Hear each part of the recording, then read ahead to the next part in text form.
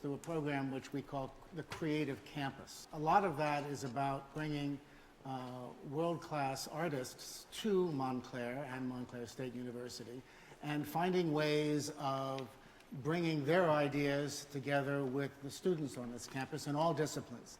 Wayne McGregor is a significant partner in the development of this course because he and his research unit, headed by Scott deLahunta, who is with us today, have been working on choreographic thinking tools with David Kirsh from University of California, San Diego, and Philip Barnard from Cambridge University in England.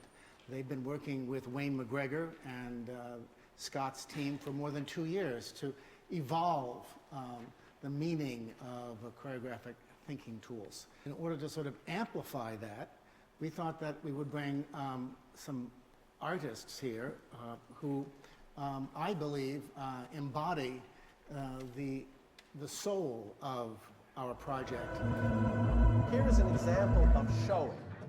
You'll notice that Wayne is doing the full dances, the full movements, and the dancers are sketching what he's doing as quickly as possible, and after a short while, they are truly outstanding dancers.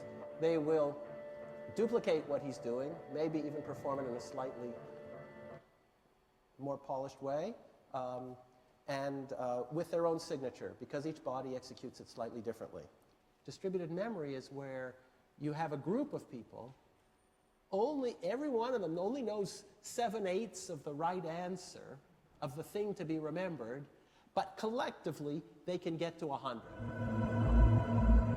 Wayne, for example, is a great forager. He reads and immerses himself in a topic that he wants to explore, like many artists. And then there's some magic in which he takes the products of that immersion and somehow realizes it in the movement ideas that he produces in the studio. The dancers are given tasks to help them generate movement material. It's a problem that you give yourself, that you try to solve. I've always been interested in how artists make things. How do they work with materials? How do they get from an idea through the process of evolving and sculpting things and shaping things, either their hands, their bodies, with words, until the final form is expressed in the world.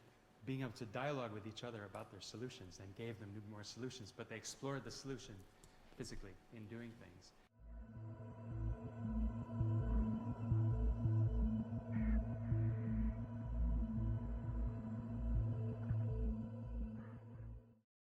Allow me to introduce Elizabeth Streb, Michael Gordon, Robert Whitman, and Scott deLahunta. Please, could you join us on stage here? So this is really, I think, at the nub of what would be interesting to try to get at today. How is it that you figure those things out? His very first comment was he had to figure out how to make the orchestra sound like cobwebs. Here you are, you have 100 musicians, there are all the instruments, all the colors. It seems like a fantastic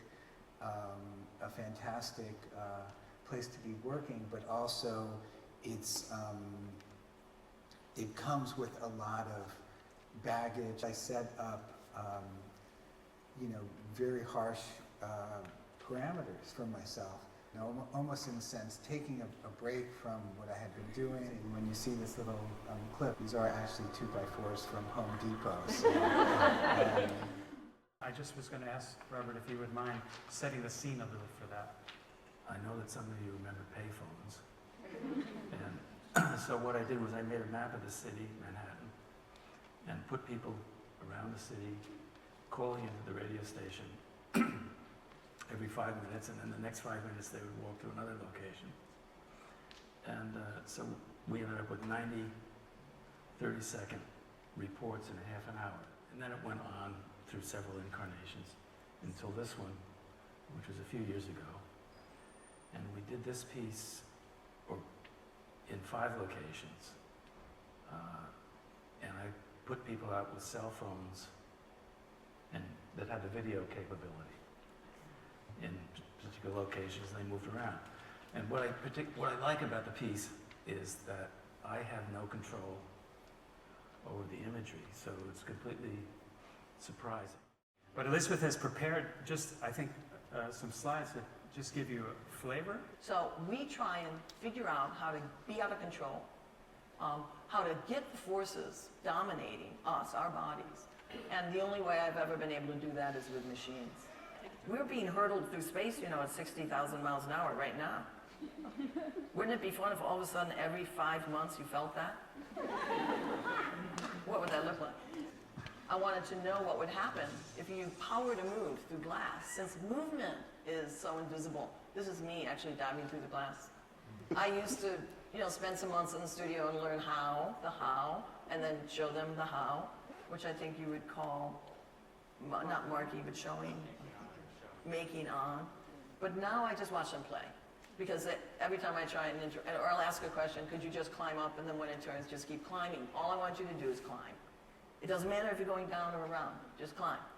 And so far they kind of look over at me and then just go about figuring out how to cling on to it. So I'm very persistent, I keep asking the same question. More or less, that's the story. And the examples that we have here are individuals who had an experience, a lightning bolt moment, or in fact a very small fractional insight that have led them on a career that, despite their parents, they have pursued to a result that has given them a sense of satisfaction and presence in our culture. That's essentially what we're trying to do with our thinking course here on campus.